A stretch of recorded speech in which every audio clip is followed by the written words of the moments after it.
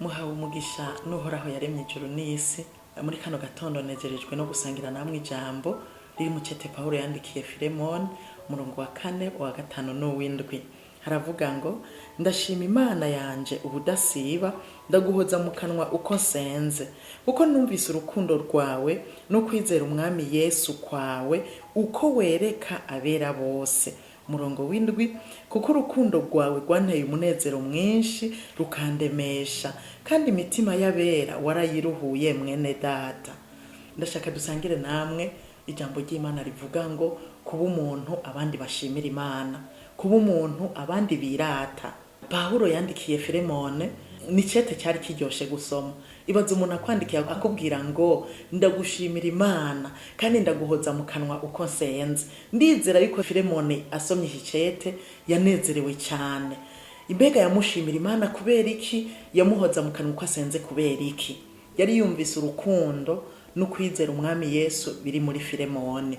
Filemoni amaze gukizwa, amaze kwakira umwami Yesu, yabaye umuntu yuzuye urukundo rwinshi, agira no kwizera kwinshi, kandi ibyo bikagaragarira abera bose. Si ibyo yakora mu ibanga, byari iby'abera babona. Urukundo yarugirira abera, ukwizera yakugira hagati y'abera, hanyuma abera bakabibona, bashinga intaho ukuntu Filemoni ari umuntu yuzuye urukundo akagira ukwizera kwinshi. Mbega mwene data, weho bite?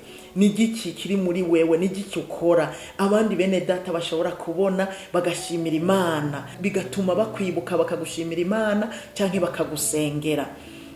Muribuka Dorokasi, Bibiliya iravuga ko yari umugore w'umunyabuntu bwinshi cyane, yagira ubuntu abera. Amaze gupfa rero, hari ikintu abantu bibuka ubuntu bwiwe, hanyuma baca barakoma induru bati ntashobora gupfa. Batuma ko Petero nawe aramuzura.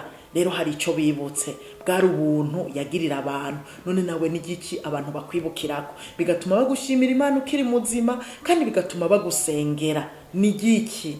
Tuba abantu abandi bashimira Imana.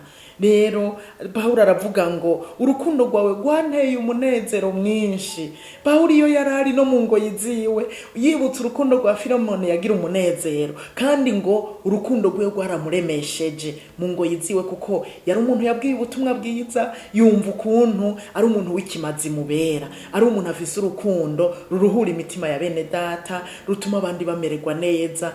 Hanyuma Pawulo nawe bimutera umunezero kandi bikaruhura umutima wiwe, akavuga ngo naho ndi mu ngoyi kazima hari umuntu umwe yitwa Filemoni yuzuye urukundo akagira ukwizera kwinshi, mubona bwiye ubutumwa bwiza, aruhura imitima y'abera. Mbega nawe bite? Uri umuntu aruhura imitima y'abera? Uri umuntu uwakuvyaje ubutumwa bwiza, yumvise amakuru yawe, yoshimira Imana kandi akaguhoza mu kanwa uko asenze?